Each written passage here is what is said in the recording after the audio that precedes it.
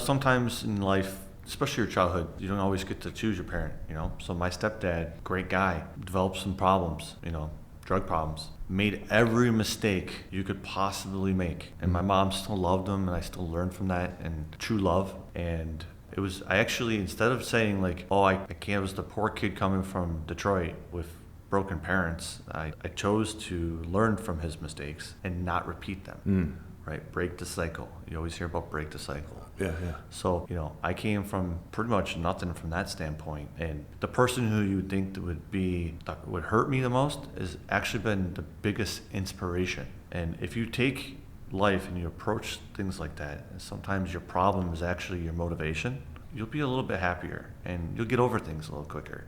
Welcome to The Roll Call, the podcast where we dive into the roles that define us. I'm your host, John Glahn. On each episode, we explore the journeys of people discovering their true roles in life, business, and beyond. Get ready for inspiring conversations about finding purpose and authenticity. Let's roll the roll call. Welcome, everyone, to the Roll Call podcast. I'm John Glahn. I have with me Brian Hernandez, longtime friend, serial entrepreneur, man of many talents. I'm excited to have him on. We were joking a little bit before. This could be a 4-hour session, or I might kick him out in 5 minutes. No, totally kidding. I'm super excited to have you here. We're all accounted for. Let's start the roll call. So, Brian, welcome. Thanks for having me, John.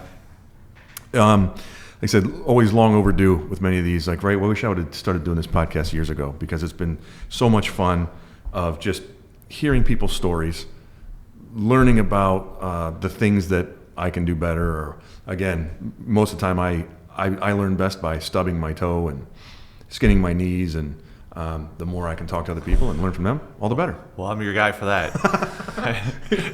Yeah, so we know each other through Vistage, CEO Peer Group. Yep. And 7 or 8 years now in running, and and Brian. So I didn't throw in the intro the name of his company because there's only one. Nope, there's not. There's many more. So Sector 7 is the one that I came into the world knowing you as IT Services Group company, and so we're gonna let this fly, man. You start and get your plate. You think about the whole market when you're looking at your companies, right? And how you can fulfill them in different ways. So I sometimes struggle where the hell to start with you, other than how did you start? Yeah, I started, I had a government job, and I was being told what to do every second of every day. And I had no decision making at the end of the day, and I had all the accountability. So, sometimes in life people ask you to do things and you don't agree with them. You can choose to either stand up to them or go along with it, right? So in my case, I decided, hey, this is I was asked to do something by somebody, and I said, I don't really feel like this is ethical, and, go after yourself. Mm-hmm. And that led to a pretty quick change of pace in life, as you would expect. I was a young man at that point, very cocky, and didn't know that I would be walked out the door, like what that was like. But proverbially, I got walked out the door at that point. So I just took some time off, ate some pizza, relaxed, watched the World Cup. Actually, the World Cup was going on during then. I remember at one point I had like 3 TVs going, watching the World Cup and playing FIFA at the same time. Mm-hmm. Right? I was like, I'm just gonna chill. And then a friend of mine was like, hey, you should probably do something. Right? Oh, so makes sense. And that's how Sector 7 was born, was my friend being like, hey man, you got to get off your butt and do something. So we started doing IT service for a few friends of ours. One in particular, guy owned a legal outsourcing to India, which is an interesting first client, right? So I was working day and night for them because I had to take care of some offshore stuff. So that got me into the offshore, world, which I'd never been exposed to. How long ago was this, roughly? Oh man, that was 2008, 2009, right? Yeah. So, I started a business during a market crash, which exposed me to a different, thing in general is that watching the economy and kind of paying attention to what's going on around you. That was probably the start of that because, starting a business in 2008 was not ideal. Doesn't sound like it. Yeah, like the whole mortgage industry had crashed. Everyone's panicking. I had some money saved, so I was fine. But, I saw some of my competitors and they were just struggling, and I had no idea why. Right? It was because, I was again young guy. I didn't know how to pay attention to the economy. I'm just trying to do IT service. Yeah. So I got to learn from my first couple customers and have them teach me actually a little bit about law, a little bit about outsourcing, a little bit about the economy, what's going on. And it was like you always hear people talk about, oh, that person had a glow up, right? I had a proverbial grow up at that point. It's like, man, you got to learn to navigate these waters because you have seasoned business owners that were worried. So I've been running an IT services firm going on 16 years plus, and we basically we've been branching out every couple of years into something a little different. So we started with just computer support, and now we're doing full stack management, meaning we sometimes even supply a private cloud to our customers. So we've branched out into hosting, we've branched out into internet services. Personally, I'm as you described, serial entrepreneur. I branched out into some real estate because technology is it's all about change and keeping up with change. I went to the one business that was like very static. So I went to building developments and getting into the real estate market. So now I own an IT company, and I also own a development company and a real estate management company. And like I said, in the past, hosting and a handful of other things. And I should have started with, you're one of the most intelligent people that I've come across, right? I can also call it, computer nerd, geek, that whole deal. Yeah. But, truly in that sense where I think where we've talked in the past, right? You love the geek out, like, hey, let me go figure this thing out. Yeah. So, is that ultimately, you think, what got you in?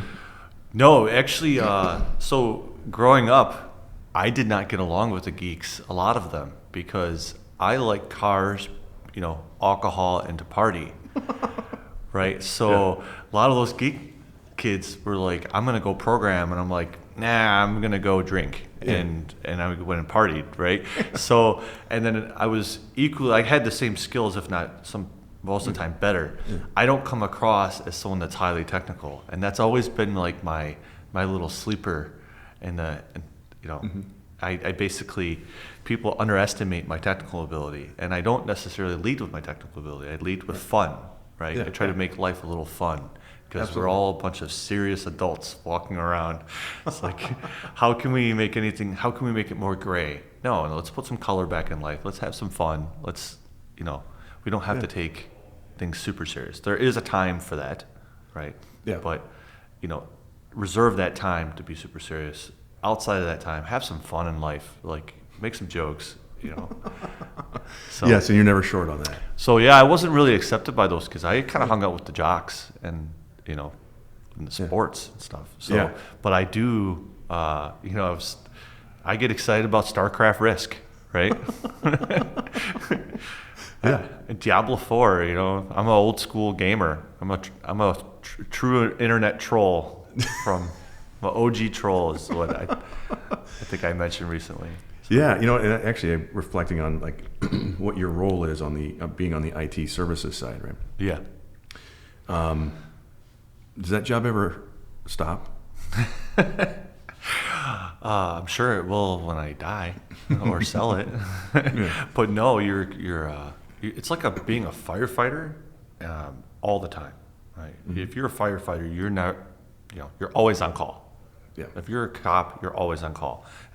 In a way, the pandemic actually taught me a little bit about it is a little bit of a public service in a way, because you're a minute away from being on call. Even if you're not on call, if you get to a certain point where you become a subject matter expert about certain things, and you won't have a choice.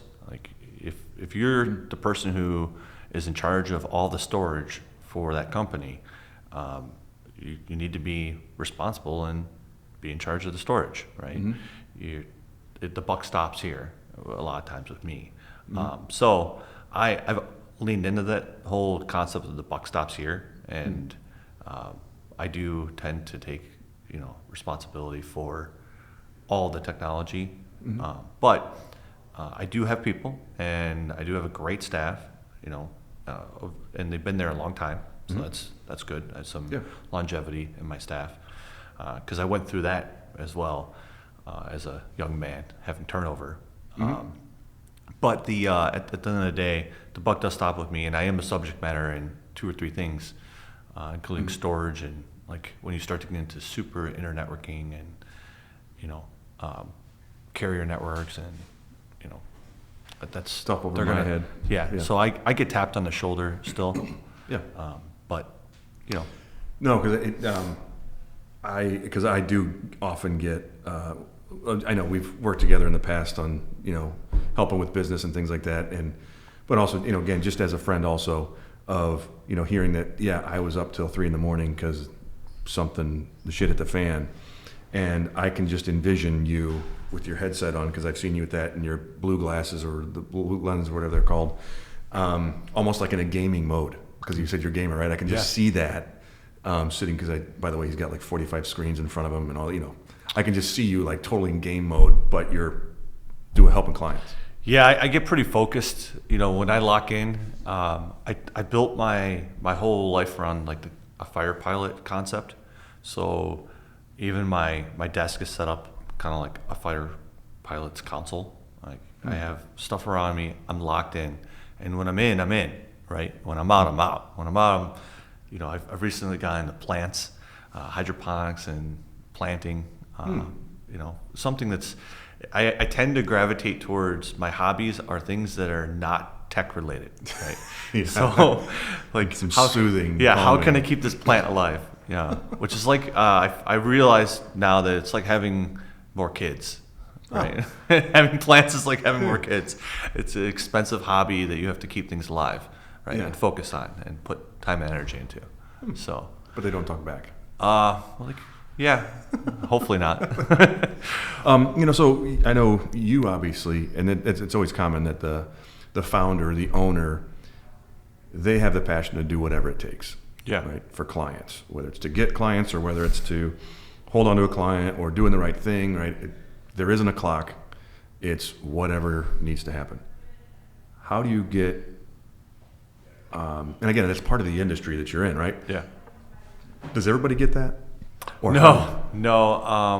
I actually, for a long time, it's not about the clients. It's about making sure that what we're responsible for, we're super responsible for, and that they trust that we will uphold that responsibility, right? Because I'm a trust-based service. I have access to all your data, John. Yeah. Be careful, right?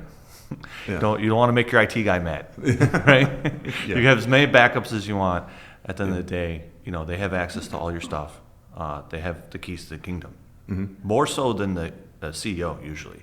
So that's something to be said, right? Your IT has more access than the CEO, the CFO, and the lawyers. Wow. Right? It's a sobering thought. Didn't think about that. A lot of people don't think of it like that, right? Yeah. So you need to be a good shepherd of data.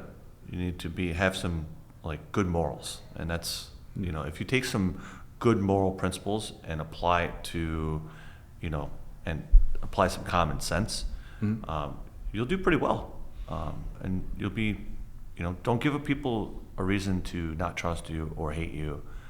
Just do what's right. Yeah, and actually, on that note about people, right? Because there are plenty of folks now. I mean, obviously, the whole world we have now is technology driven and computer based, et cetera.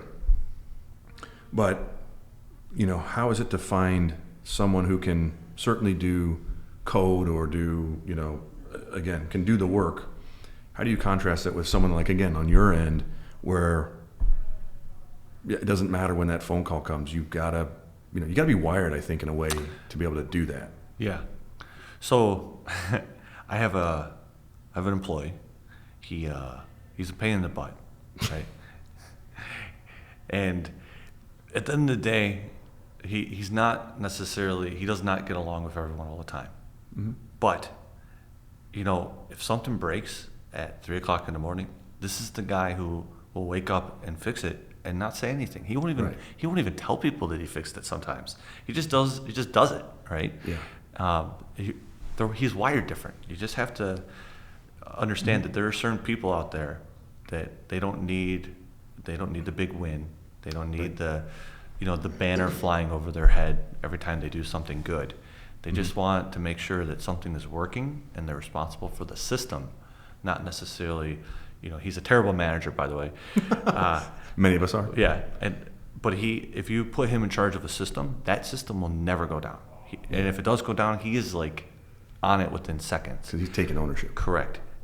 So having figured out some personalities, I figured out that, okay, maybe, to be a manager, you don't need to be in charge of people. You can be in charge of a process, right? And that's a whole new world of like accountability. No, that is an interesting shift in mindset, because it is still his baby, right? It's still, he's considering it a living, breathing thing. Yes. Right? 100%. Yeah, he's, and that's our best employees, by the way, is the people that understand that you have to treat this like a living object. And the object is actually communication and trust, right? Because if your customer doesn't trust you, you're not going to get very many more customers, and you're never going to get a referral. Right. And in our business, you're going to get fired pretty quickly. So Yeah, right. I think it's so many business owners, right? Again, it's all a part of our business, and very rarely do you hear like, "Yeah, these guys are great." It's always like, "We don't know what you're doing," right? Like, Yeah. "Hey, we write this, we pay this monthly fee, we keep our stuff together. I don't know what they're doing because nothing ever goes wrong." yeah. Oh, you don't think they're doing their job? So that's the fallacy in our world, right? If things are going great, you're like, why do I need them? If things are going bad, you're like, why do I need them? So where do they need to be, right? I lose on the left, I lose on the right.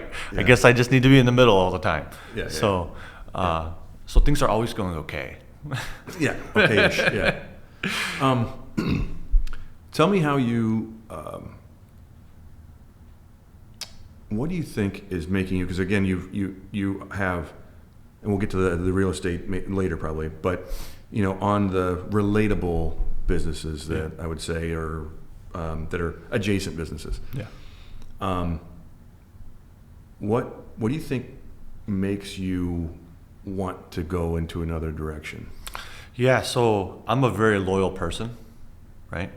And just, frankly speaking, we've partnered with, one of the largest companies in the world, Microsoft, Google, all those, and they're not good shepherds of partnership, right? So, I can paint a few times where people have built their whole businesses off of that partnership model, and the manufacturer or the underlying vendor comes and says, we're going to go and do this over here now. So a good example would that be Office 365. There was a lot of people that did what they call hosted exchange. Microsoft came out and said, hey, we've innovated this whole concept. There's this thing called Office 365 now, and you people over there, good luck. You adapt or die, right? So you either have to keep up with that, or you have to start getting into things that are a little bit more complicated that can't be replaced as easy. Right? So I've started getting to the niches. You always hear this concept of the riches that are in the niches, right? I don't know if that's true necessarily, but it definitely makes you a little bit more sticky. So a lot of our spin-off are custom solutions for our customers that need, we're solving a problem. I inherently love to solve problems. Like if you have a problem, and it could just be like hey, I need to change out my detergent. I'm the guy who would go to the store and buy 5 different detergents and do tests, right? I probably should have been a chemist or something. I don't know. But I just want to solve people's problems, and so we kind of get brought into things that we have sometimes no business being in, right? And because we're IT, so they just pull us in, and then a lot of times it starts with someone else having the idea, and we're like, well, from a tech standpoint, we can do this a little differently, and then all of a sudden we have like the project and the responsibility of getting to be it more done. specific on that, right? It's like maybe creating an app or Yeah. a workflow or something, right, to help Correct. streamline their issue. Yeah, recently we had to get into like a reimbursement process that was super complicated, and we're listening to a different software developer pitch the idea to our customer, so our customer brought us in as like a sounding board, right? Because they don't understand the software side. They understand what it needs to do from an HR and reimbursement standpoint, but not from the software standpoint. So we come in, we're a sounding board, and I think one of my flaws in life is I don't have that filter that a lot of people have, and the people that know me kind of laugh like you just did, where sometimes if something is really dumb, I will say, that's really dumb, right? Yes. Like the literal sense. And unfortunately for my kids, they have the same problem, right? Where they're overly literal. So, I was shaking my head in the meeting, and my customer has known me a while, and he pulled me aside and was like, "Is this garbage?" And I was like, "This is such garbage. Like, I could recreate this in a week." He's like, "Okay, then do that."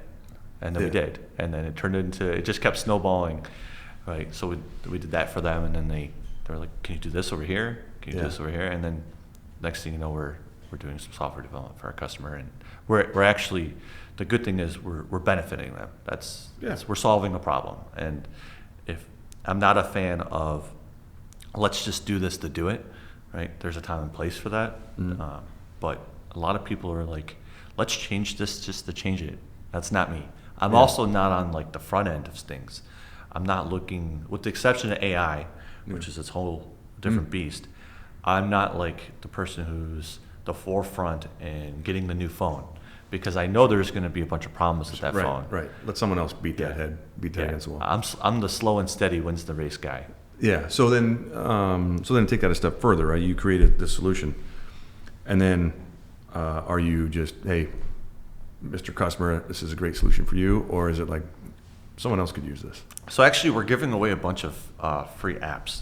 That's our whole concept is, if we build them, we've already put the engineering into them, we've already paid for them, just give them to our customers. Like, add some value in people's lives. We don't necessarily need to monetize that. It's already been paid for. It's like a freemium at this point. What a concept. So you're not adding and changing, doing change orders and providing more solutions, but then increasing your cost all the time. Listen, if they want to customize it, there's a revenue stream for that. But from just a value standpoint, 90% gets you there, and it's free.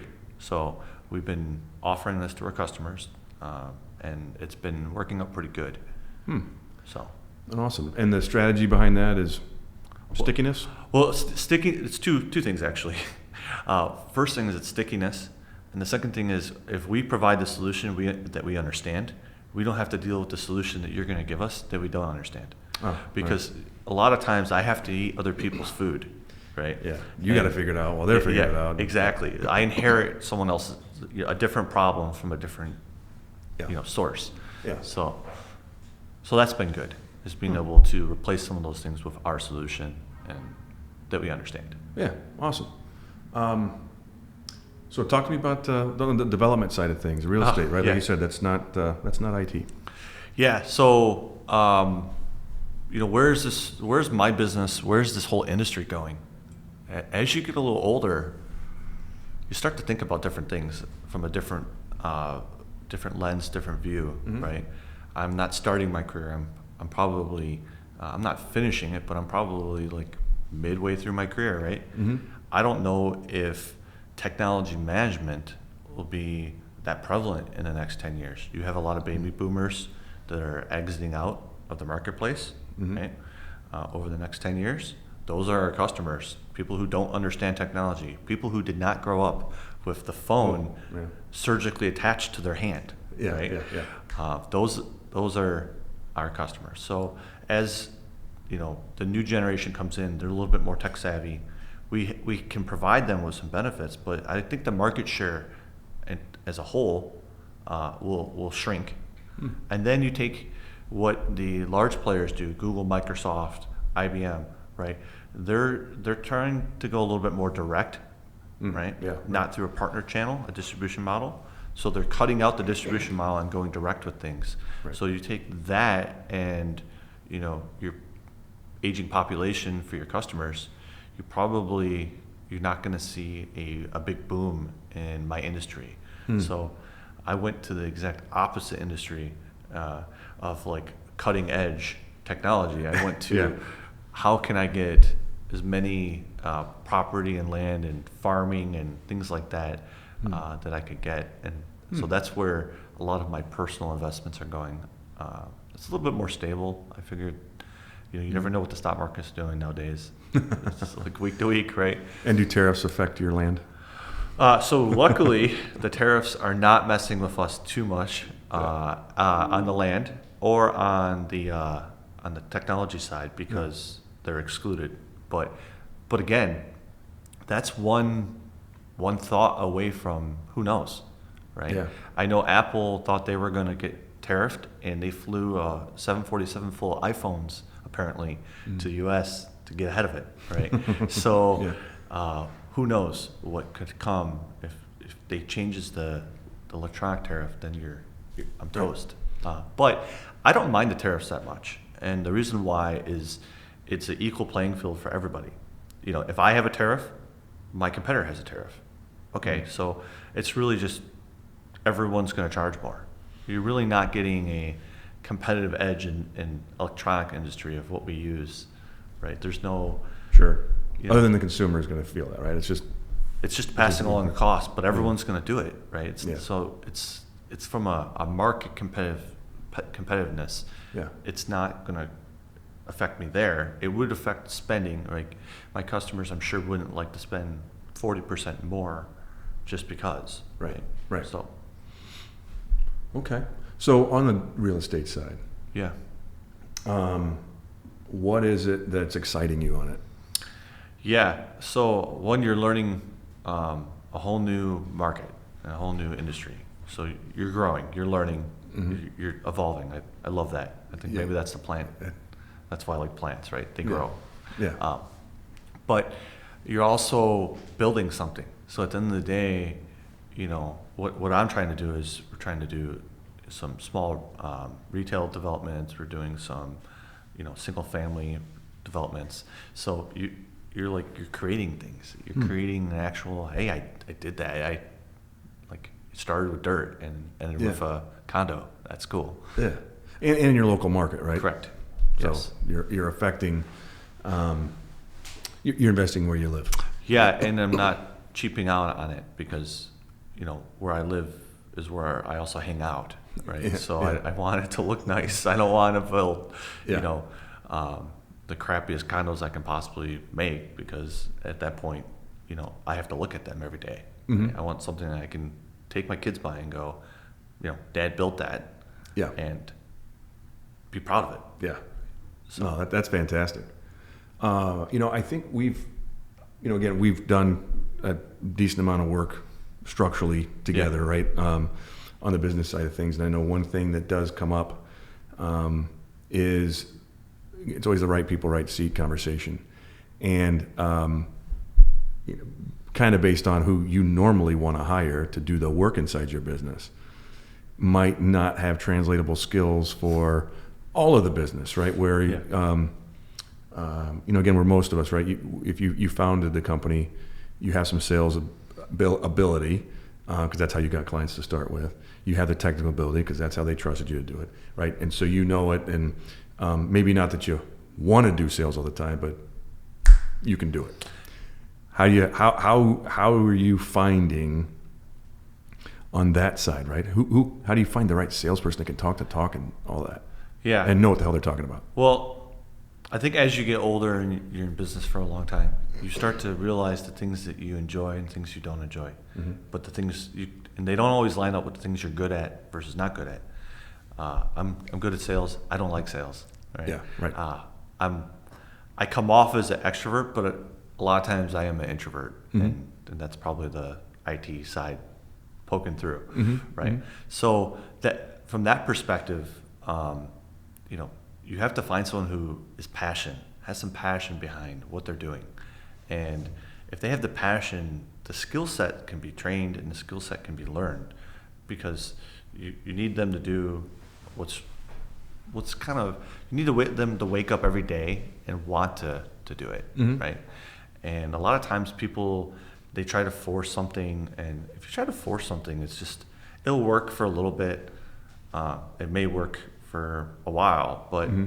at the end of the day, they're gonna have a little bit of they're gonna have a meltdown, and they're just gonna say, this is not fulfilling, this is not Mm-hmm. getting me where I want to go in life, and they're not gonna want to continue. If they're self-aware enough to do that, right? Mm-hmm. Otherwise, you just get someone who's not going to do the job. Right, or And- checked out. Yeah, and for every month that goes by without sales, right? That's revenue and profit and everything else, right? Yeah, I probably fall into the category of I don't fire a lot. It's not something I enjoy doing. Mhm. But when we do have to let someone go, a lot of times the staff is like, "Yeah, it's about time." They knew it Right? before, And, yeah. Like the person's been checked out for X amount of weeks or X amount of months, Mhm.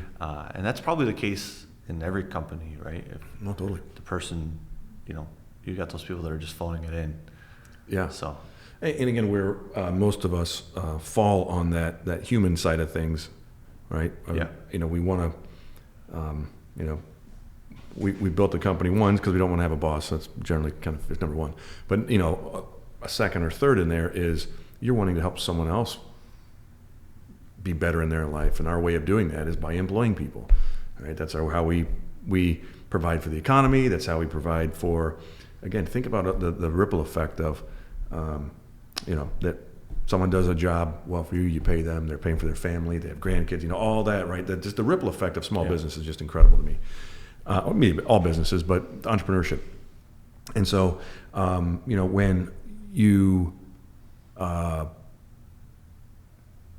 when you come to that, and then you're like, I've got to let this person go. I think I personally, I've done this so many times in my career, is have the blinders on. It's like, we love them. That's old Dave, right? Everybody loves Dave, but we ignore the fact he's not getting the job done, and we get frustrated. But and to make that, and everyone's always like, it's business is business. Well, it is. We're still humans. yeah, I was part of a copier organization that we acquired and had to restructure it, and it was there for about 50 years, and so there was a few employees that were there for like 48 of the 50 years, and we had to let them go. And I remember thinking to myself two things. The first thing is, this company is not going to stay in business because the leaders wouldn't make the hard decision of firing these people earlier that needed to go. And the second thing is, wow, this really sucks, and I feel terrible. Yeah. But this is what I have to do in order to make sure that the business is saved, right? Sometimes you have to cut off a branch to save the tree, and that's a hard decision to make. And I was, in front of them, I was stone cold about it. On the way home, I'd cry every. It was in Lansing, Michigan. I would literally drive home to Farmington Hills and be like, man, that was like the worst day of my career. And I'd say that, and I said that for like 5 weeks straight. Right, doing that. Yeah, and that's the real lesson. I keep saying it. People do say addition by subtraction, and again, depending on who it is, it's multiplication by subtraction. Right? Yeah. What can we actually do if that roadblock is out of the way? But it is personal. I know it tries. Everyone likes to say business isn't personal, but it is personal, especially in small businesses when you have less than 25 employees. everyone knows everyone's name. You know your kids' names and stuff. Yeah, it's family. It's highly personal, and it doesn't necessarily always feel great.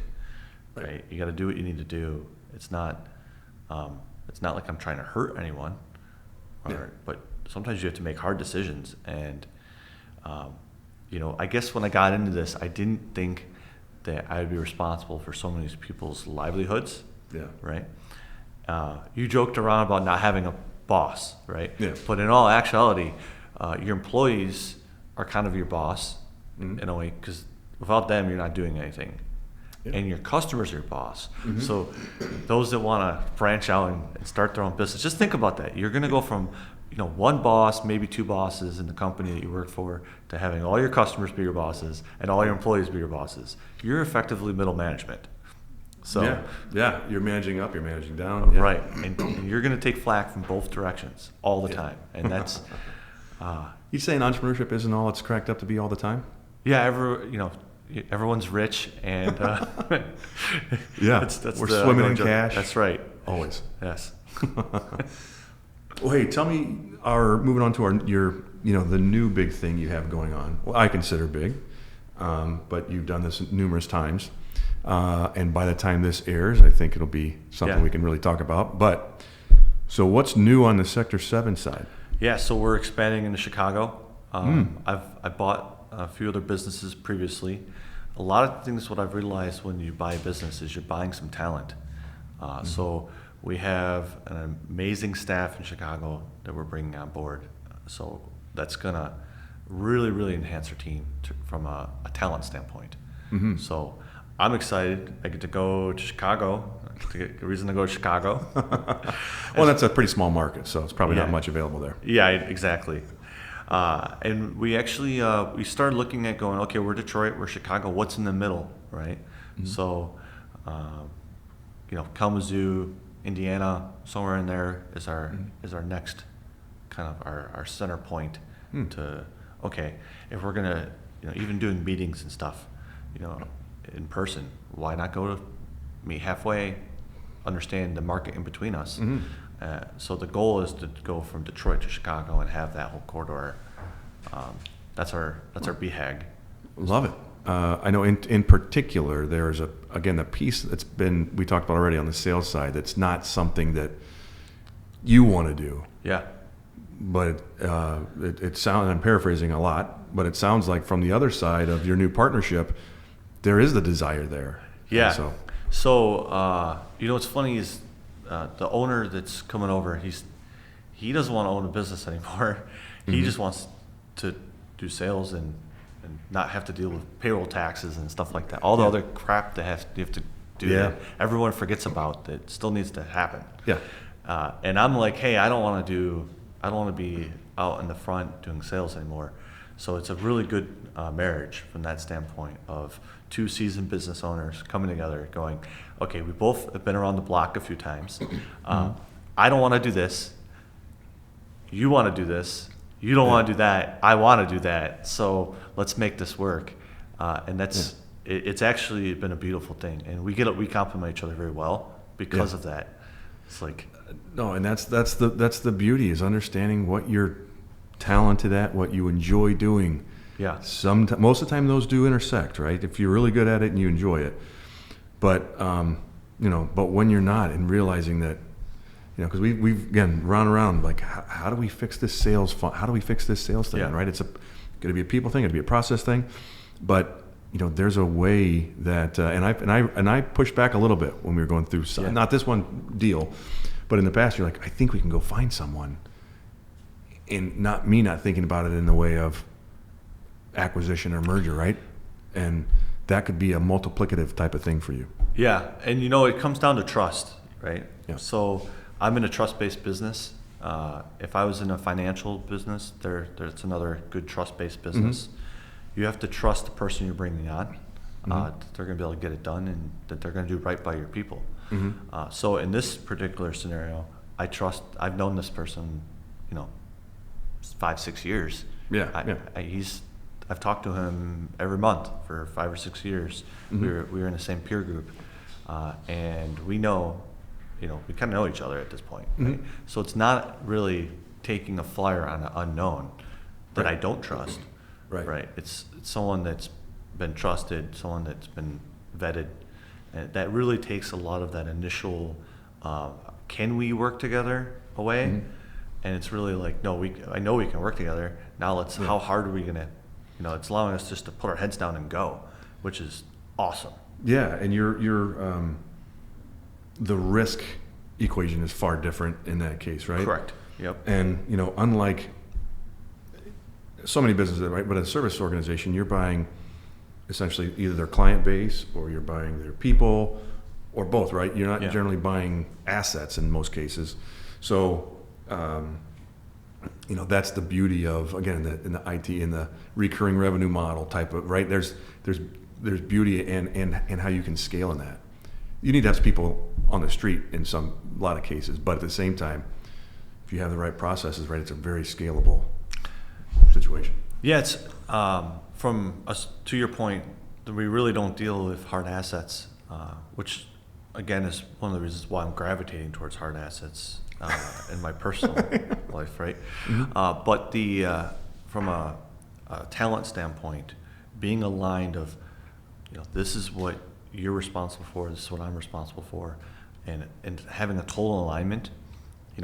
We always use this concept of having the right people on the right ship, but also having the ship being paddled in the right direction by everybody with rhythm. Right? You take a rowing team, they're going to kick the crap out of a bunch of random people that are just trying to get in a boat and go in a direction, because they have that rhythm. They have, they understand their role and when to row and when not to row, and that's a multiplier. No, absolutely, and getting everyone all the way down the organization. Correct. Rowing in that same direction. Yeah.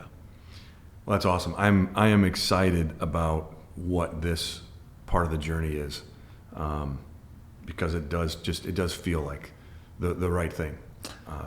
Yeah, you mentioned. I think you said I looked a little lighter on my feet. Yeah, that was a little off-camera deal. Yeah, I got some extra energy going. Yeah. When you're looking forward to something, you always got to have a target, right? And if you can get really, if you had depressing targets and you had exciting targets in your career, this is definitely an exciting target, and I'm pumped.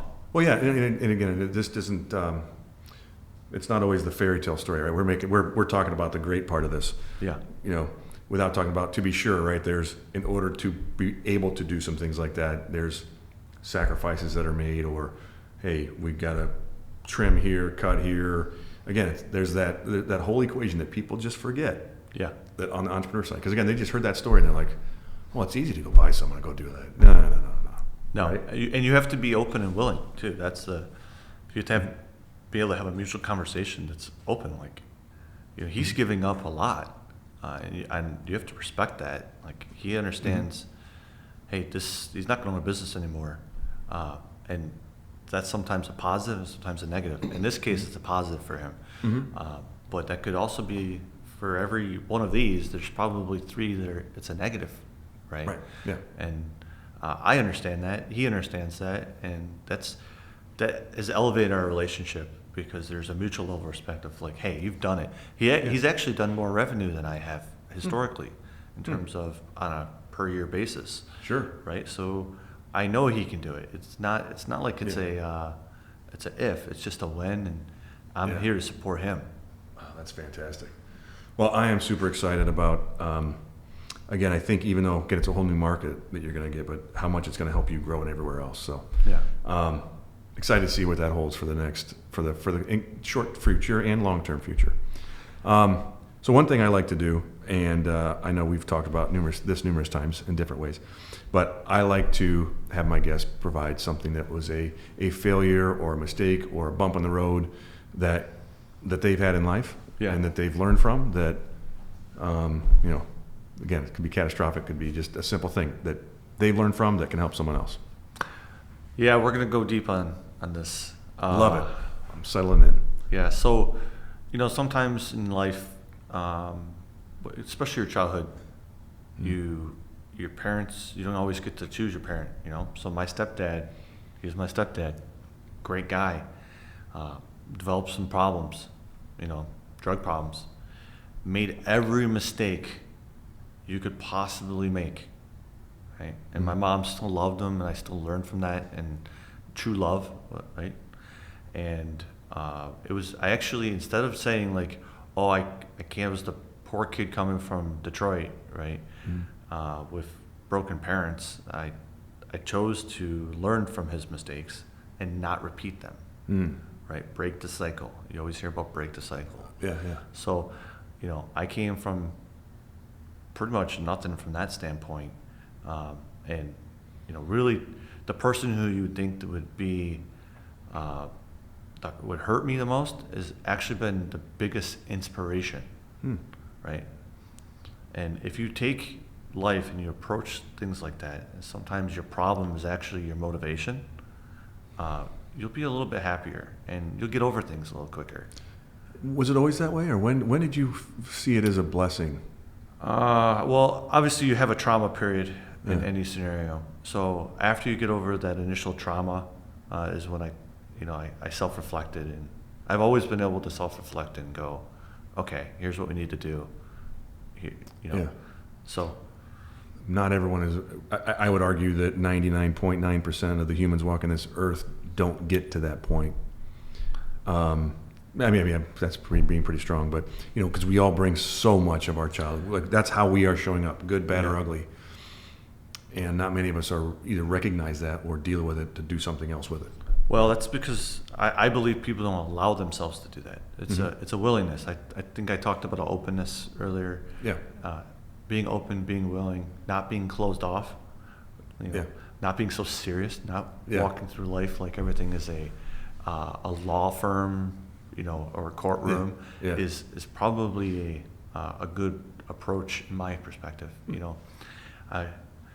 I tend to lean towards the Eastern spiritualism type of concept of like, hey, if a Buddhist monk is content, I can be content, right? Like, it's all a choice. It's 100% a choice. We can choose how we respond to things, right? Just sometimes we got somebody else doing the choosing for us, instead of us as a human. Awesome, man. Well, I knew this would be a great wrap session, man. Thanks for joining. No, anytime. For everyone to get in touch with you, Sector 7, all the things that you need. Yep. What is it? Sector7LLC.com, and that's the number 7. Awesome. Or you can just give me a call, 248-687-6809. Woo. The number's out there. Yeah. Use it. That's when someone's got the stones to know that they're going to take care of business. Well, again, thanks for coming, man. Always love talking to you. That's a wrap for today. Appreciate it, man. Thanks for tuning in to The Roll Call with John Glahn. If you enjoyed today's episode, be sure to subscribe for more insightful conversations. Remember, discovering your true role in life is a journey worth exploring each and every day. Until next time, keep defining your path and living your authentic self. This is John Glahn, signing off.